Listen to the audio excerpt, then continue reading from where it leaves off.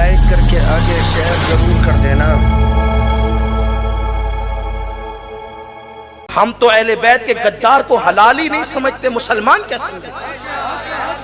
اگر کوئی ٹھیکیدار بنتا ہے اہل بیت کی محبت کا تو اس کو پتہ ہونا چاہیے ہم اہل بیت کے غدار کو حلال ہی نہیں سمجھتے۔ الحمدللہ یہ اللہ احسان ہی، اور ہم اہل بیت کی محبت کو ایمان کی جان اور ایمان کا ایمان تصور کرتے ہیں، لیکن یہ کوئی اجازت نہیں دی جا سکتی کہ اہل بیت کی محبت کے نام پر کسی صحابی کو گالی دوں، اور لیکن یہ بھی کہتا ہوں کہ پھر صحابہ کرام کی عظمت بیان کرتے کرتے اہل بیت پہ بھونکنے والے جو بھونکتے ہیں ہم ان کو بھونکنے کی بھی اجازت نہیں دیتے، اس لیے کہ دونوں کی محبتیں ہم پر لازم کر دی گئی۔ حضور کے صحابہ بھی اہم ہیں، حضور کی اہل بیت بھی اہم ہے، اور ہم نسبت رسول دیکھتے ہیں، اس کا آپ بار بار خیال کریں۔ اور صدیق اکبر کو ان کے بیٹے نے ابا جی بدر کے میدان میں تو میں ادھر سے آیا تھا، آپ میری تلوار کی زد میں بار بار آئے، میں نے آپ کو چھوڑ دیا، لیکن صدیق اکبر پھر بھی چونکہ مسلمان ہو چکے تھے پھر بھی غصے میں آ گئے۔ یہ ہے عشق رسول۔ بیٹا مسلمان ہو کر یہ بات کر رہا ہے پھر بھی غصے میں آئے اور کہا سن، تو باپ سمجھ کے چھوڑتا رہا، اللہ کی عزت کی قسم تو مجھے نہیں دکھا، اگر تو مجھے دکھتا تو بیٹا سمجھ کے نہیں چھوڑتا، نبی کا دشمن سمجھ کر تیرے ٹکڑے کر دیتا۔ یہ صدیق اکبر رضی اللہ عنہ۔ مال سے پیار ہوتا ہے اس سے زیادہ آل سے، مال یوں قربان کیا، آل یوں کہ اپنی بیٹی حضور کے نکاح میں دی اور کہا کہ حضور مجھے 3 باتیں پسند ہیں۔ صدیق اکبر کیا کہتے ہیں؟ مجھے 3 باتیں پسند ہیں، آپ کے قدموں پہ مال خرچہ کرنا مجھے بہت پسند ہے، اپنی بیٹی آپ کے نکاح میں دینا مجھے بہت پسند ہے، اور تیسری چیز میری پسند کی یہ ہے چہرہ آپ کا ہو، نگاہیں ابو بکر کی، مجھے بہت پسند ہے یہ۔ اللہ اکبر۔ اب آئیے آخری عشق کی منزل، اگر آپ اجازت دے تو پڑھوں۔ عشق کی آخری منزل ہے جان، مال سے زیادہ آل اور آل سے زیادہ جان۔ اب تھوڑا سا آپ نے سن رکھا ہے لیکن فقیر قادری سے بھی اس کو سن لیا۔ اپنے الفاظ کے جامع میں جان سے زیادہ پیار کیا صدیق نے کس سے؟ حضور علیہ السلام سے۔ کیسے پیار کیا؟ حضور جب ہجرت کی رات چلے، ہجرت کا سفر بڑا دردناک سفر تھا، بلکہ اس سفر کو اتنی عظیم نیکی قرار دی گئی کہ سرکار فرماتے ہیں عمر کی ساری زندگی کی نیکی ابو بکر کی ایک نیکی کے برابر ہے، بلکہ تقابل بھی نہیں ہو سکتا۔ سمجھنے سمجھانے کے لیے، اور وہ ایک نیکی ہے ہجرت کی رات۔ آپ جانتے ہیں شاید آپ نے اس کی طرف توجہ نہیں کی ہوگی، اب آپ کبھی مکہ شریف جائیے تو بہت اچھا سا ٹائم لے کر آپ غار ثور جائیے، میری گزارش ہے غار ثور جائیے ٹائم لے کر اچھا سا، اور پھر آج کی بنی ہوئی سڑکوں سے آپ گزر کر جائیں گے تو آپ کو شاید اتنا احساس نہ ہو، آپ 1400 سال 1450 سال پیچھے کا تصور کیجیے۔ بلکہ میں تو آپ کو یہ پیغام دینا چاہتا ہوں جب حج اور عمرہ کے لیے جایا کریں تو آج کی تاریخ میں نہیں رہا کریں، 1450 سال پیچھے جایا کریں۔ جب آپ صحیح کر رہے ہو تو یہ تصور کریں کہ حضور آگے جانے میں پیچھے پیچھے، تو صحیح کا مزہ ہی کچھ اور۔ یہ ایک الگ عنوان ہے کہ حج کیسے کریں۔ ایک ہے اہل عقل کا حج، اور ایک ہے اہل عشق کا حج۔ اہل عشق کا حج ایسا ہے کہ طواف کرتے ہوئے وہ تصورات میں حضور کو دیکھتا ہے پھر طواف کرتا ہے، یہ عشق والوں کا حج ہے، یہ ایک الگ عنوان ہے، اس کا چھیڑنا یہاں ابھی ٹائم نہیں، اللہ کبھی توفیق دے اہل عشق کا حج کیا ہوتا ہے وہ کبھی بیان ہو انشاءاللہ، لیکن ابھی اس کا وقت نہیں۔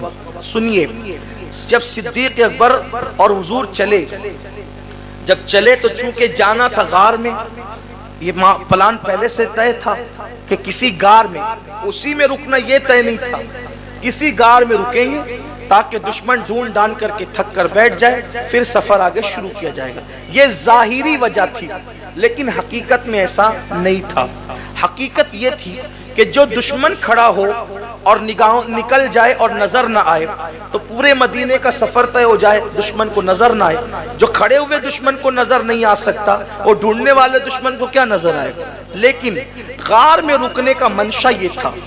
کیا منشا تھا؟ جو صوفیہ بیان کرتے ہیں, چونکہ کوئی ایسا مقام چاہیے تھا جہاں اکیلے صدیق ہو اور صدیق کا یار ہو اور تیسرا کوئی نہ ہو. جو صدیق ہو اور یار ہو اور تیسرا کوئی نہ ہو. اور اس کے لیے مکے کی زمین اس کے لیے نہیں تھی, کیونکہ وہاں جاتے تو کوئی نہ کوئی آتا. مدینہ منورہ کی زمین بھی اس کے لیے تھی کہ وہاں بھی کوئی نہ کوئی آتا. اور حضور اکیلے نہیں رہتے, لوگ منڈلاتے رہتے پروانوں کی طرح. شمع کو پتنگوں نے ہر طرف سے گھیرا ہے. کیفیت یہ ہوتی سرکار علیہ السلام کی, چاروں طرف سے لوگ حضور کے ارد گرد رہتے. اب اندازہ کریں آپ, لیکن اب کوئی ایسی جگہ چاہیے تھی جہاں تنہا ابو بکر اور تنہا حضور رہے. لیکن اب آئیے اس کیفیت میں پہنچنے سے پہلے تصور میں آئے.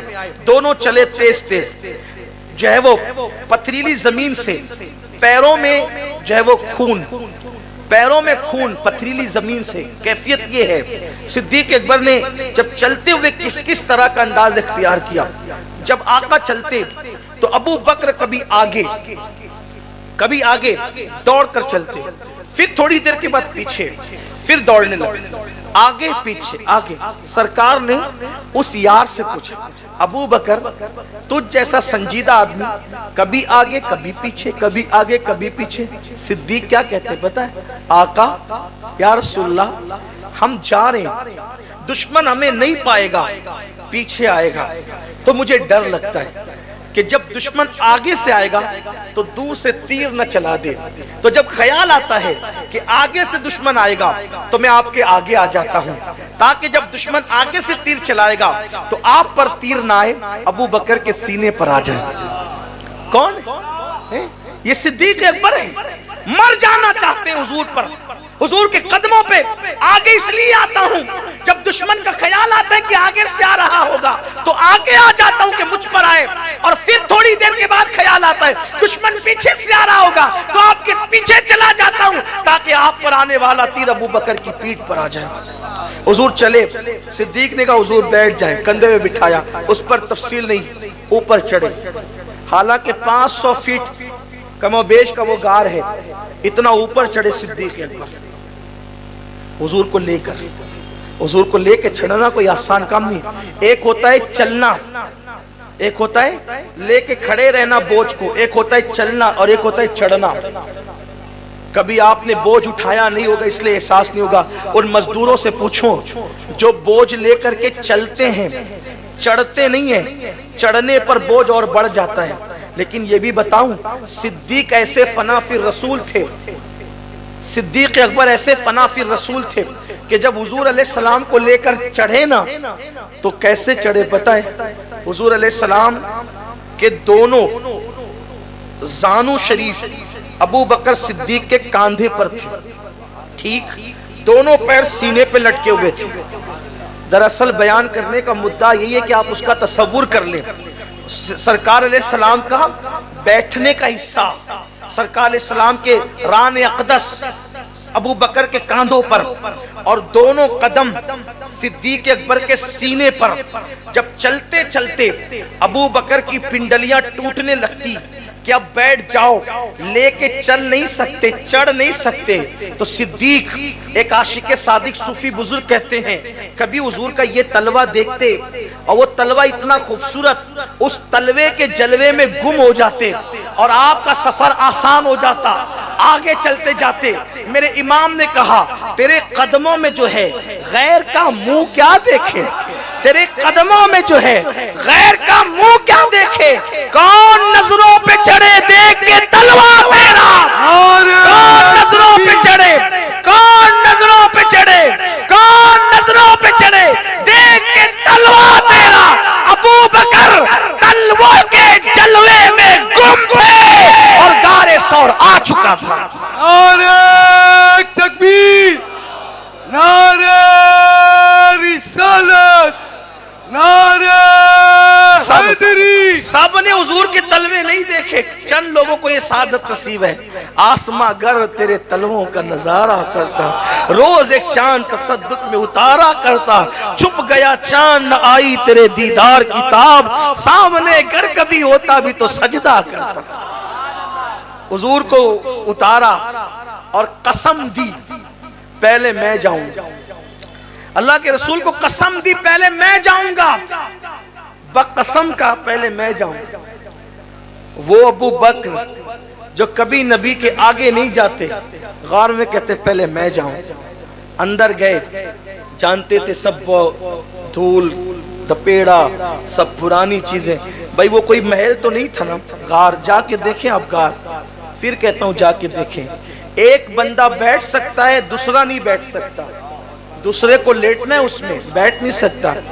میں سوچتا ہوں اتنے سارے غار تھے، سب چھوڑ کر سور کا انتظام کیوں؟ بات چھپنے کی ہوتی تو کوئی بھی غار کافی تھا، لیکن بات چھپنے کی نہیں تھی، بات یہ تھی کہ وہاں کسی خانقاہ میں کسی صاحب دل کو تیار کیا جائے،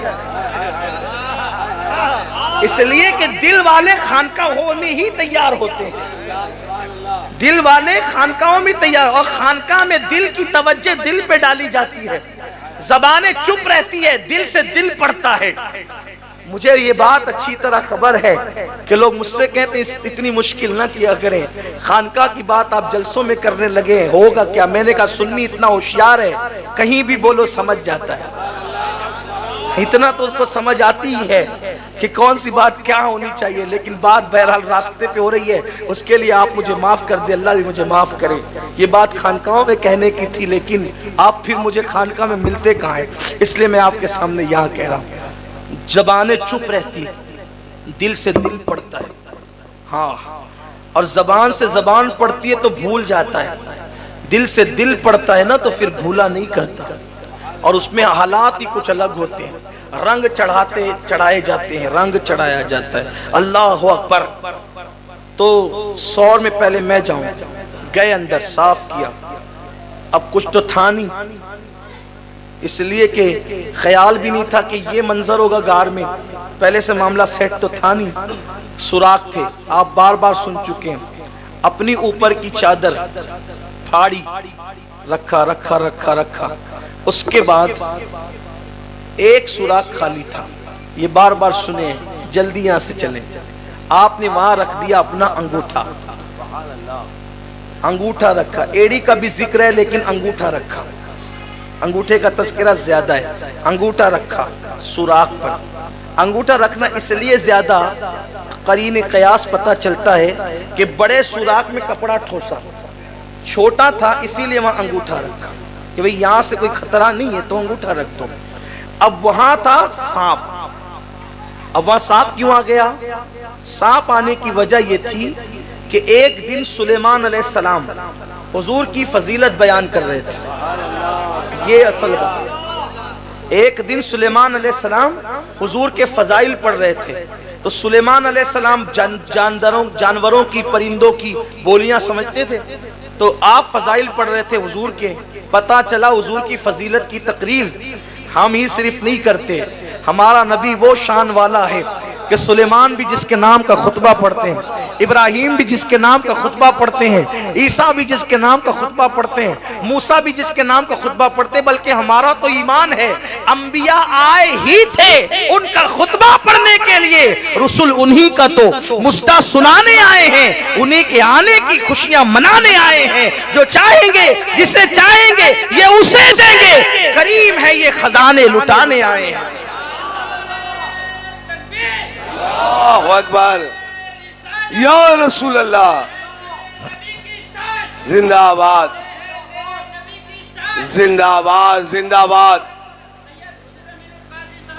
زندہ آباد۔ سلیمان علیہ السلام حضور کی فضیلت پڑھ رہے ہیں، سانپ موجود ہے، سانپ حضور کی فضیلت سن کر اتنا متاثر ہوا، سانپ نے سلیمان علیہ السلام سے کہا یہ جس کے فضائل پڑھ رہے ہیں اس کی زیارت کیسے ہوگی؟ ہائے ہائے ہائے، کیا محبوب ہے ہمارا، اگر ان کی فضیلت سانپ بھی سن لے تو زیارت کا مشتاق ہو جائے۔ ارے جس کا مشتاق خود خدا ہو، پھر مخلوق اس کی مشتاق نہ ہو تو کیا ہو. میرے امام نے کہا وہ کمال حسن حضور ہے کہ گمان نقص جہاں نہیں, یہی پھول خار سے دور ہے, یہی شمع ہے کہ دعا نہیں. کروں تیرے نام پہ جاں فدا, نہ بس ایک جاں دو جہاں فدا, دو جہاں سے بھی نہیں جی بھرا, کروں کیا کروڑوں جہاں نہیں. نعرہ تکبیر, نعرہ رسالت. یہ روایت جو میں پڑھ رہا ہوں یہ صاحب معارج نے لکھی, اپنے الفاظ کے جامع میں پڑھ رہا ہوں. صاحب معارج نے اس روایت کو لکھا ہے. تو کہا یہ ملیں گے کہاں؟ تو سلیمان علیہ السلام نے کہا یہ پیدا ہوں گے مکے میں, یہ پیدا ہوں گے مکے میں, ہجرت کریں گے مدینے میں. یا تو مکے میں ملیں گے یا تو مدینے میں ملیں گے. اب یہ رہا ان کے انتظار میں ڈھونڈتا پھرتا. پھر دن گزرتے گئے. ایک دن عیسیٰ علیہ السلام نبی کے فضائل پڑھ رہے تھے, یہ وہاں موجود تھا. کہا یہی فضیلت تو میں نے سلیمان سے سنی ہے, یہ ملیں گے کہاں؟ وہ اب کہا بہت جلدی مل جائیں گے. ایک کام کر, مکے میں پیدا ہوں گے مدینے میں ہجرت کریں گے, لیکن ایک ایسی جگہ ہے جہاں کوئی اور نہیں ہوگا, وہ اپنے ایک یار کے ساتھ آئیں گے. وہی جگہ تجھے بتا دیتا ہوں, اگر ملنا ہے تو وہاں جا کے بیٹھ جائے. اب مکے میں ڈھونڈے گا تو کہاں, مدینے میں ڈھونڈے گا کہاں. تو ایک ایسی چھوٹی سی جگہ ہو جہاں انہیں آنا ہی آنا ہے, وہ ہے غار ثور. اگر ملنا ہے تو وہاں جا کے بیٹھ. اب جس کی عمر سلیمان علیہ السلام کے دور میں بھی وہ تھا, عیسیٰ علیہ السلام کے دور میں بھی وہ تھا, حضور علیہ السلام کے دور میں بھی تھا, تو اس کی عمر کتنی ہوگی؟ یہ بات آپ سمجھے. اب آپ تھک گئے ہیں, بات ختم. آپ تھکے ہیں نا؟ دیکھیے جب آپ سننا چاہتے ہیں کوئی ایسی بات تو پھر آپ کو اس کے مطابق تیار رہنا چاہیے. ایسے نہیں, یہ کوئی اسکول کا پیریڈ نہیں ہو رہا ہے کہ آپ تھکے بھی رہیں گے تو ٹیچر اپنی ڈیوٹی پوری کر کے چلا جائے گا. میں کوئی ٹیچر نہیں ہوں, نہ میں کوئی خطیب ہوں, میں فقیر ہوں. اور آپ نے فقیر کو بلایا ہے تو عشق کا ذکر کرنے بلایا. تو اگر آپ تھک گئے تو بات ختم ہے, کیونکہ یہ آخری محفل نہیں ہے. صدیق اکبر پہ اس کے بعد پھر محفل ہونا ہے, آگے کی گفتگو وہاں پڑھی جا سکتی ہے. کوئی ضروری نہیں ہے کہ ایک محفل میں پوری تقریر ہو جائے, کوئی لازمی نہیں ہے. اگر آپ تھک گئے تو بات ختم ہے, ورنہ بات مکمل کی جائے. تو پھر ذرا بلند آواز سے درود شریف پڑھیں آپ. رب صلی وسلم دائما ابدا علی حبیبک خیر الخلق کلہم. اب سنیے, جو ماہرین ہیں نا, ماہرین جانوروں کے, ان کا کہنا یہ ہے کہ سب سے زیادہ زہریلے سانپ اگر کہیں ہوتے ہیں تو وہ عرب میں ہوتے ہیں. عرب سے زیادہ زہریلے سانپ کہیں اور نہیں ہوتے. دوسری بات, جیسے جیسے سانپ کی عمر بڑھتی جاتی ہے ویسے ویسے اس کا زہر بھی بہت خطرناک اور جان لیوا ہوتا جاتا ہے. وہ سانپ 100-200 سال پرانا نہیں تھا, ہزاروں سال اس کی عمر تھی, اور وہ بیٹھا اس لیے تھا کہ حضور آئیں گے تو زیارت کروں گا. اب وہ آئے, لیکن پہلے صدیق آ گئے. صدیق اکبر آئے تو بیٹھ گئے یوں پیر لگا کے. وہ سارے سوراخ سے آیا اس لیے کہ خوشبو جو نبی کی پایا, جو نبی کی خوشبو پایا تو سارے سوراخ سے آیا. لیکن جب کوئی جگہ اس کو نہیں ملی, ادھر ادھر ادھر ادھر, تو اس کو ایک جگہ انسان کے جسم کا حصہ نظر آیا. تو اس نے پہلے زبان سے چاٹا, ہٹاؤ پیر ہٹاؤ, لیکن انہوں نے نہیں ہٹایا. کیوں نہیں ہٹایا؟ جب اس نے زبان لگائی ہوگی احساس تو ہوا ہوگا, کیوں نہیں ہٹایا؟ نہیں ہوا احساس. وجہ یہ تھی کہ وہ غار میں بیٹھے ہوئے تھے اور حضور علیہ السلام لیٹے ہوئے تھے. غار میں وہ بیٹھے ہوئے ہیں, حضور لیٹے ہوئے, بس اتنی پوزیشن ہے غار کی. حضور لیٹے ہوئے, وہ بیٹھے ہوئے. جب کوئی بندہ کسی کے مانڈی پر زانوں پہ لیٹتا ہے تو لیٹنے والے کا دل اور بیٹھنے والے کا دل دونوں ہو جاتا ہے آمنے سامنے. یہ پوزیشن قیامت تک لوگ قرآن پڑھیں گے, لیکن سور میں ابو بکر مصطفیٰ جان رحمت کا چہرہ پڑھ رہے ہیں, اور حضور کا دل, صدیق اکبر دل کے دل دونوں ایک دوسرے کے دل کے آمنے سامنے. یہ کیوں ہو رہا ہے؟ یہ ہجرت ہی نہیں ہو رہی ہے بلکہ وصال کی تیاری ہو رہی ہے. وصال کی تیاری ہو رہی ہے. کیوں؟ ابو بکر تو بہت بڑا عاشق ہے, اور جو جتنا بڑا عشق والا ہوتا ہے اس کے جانے پر سب سے زیادہ غم کس کو ہوتا ہے؟ جو جتنا بڑا عاشق ہوتا ہے تو وہ تو ابو عمر جیسا تلوار لے کر کے پھرنے لگے گا کہ جو بولے گا کہ حضور وصال فرما گئے اس کو قتل کر دوں گا. علی پاک فاتح خیبر بے ہوش ہوں گے, عثمان غنی کے ہوش جائیں گے, تو کیا ہوگا پھر؟ سنبھالے گا کون؟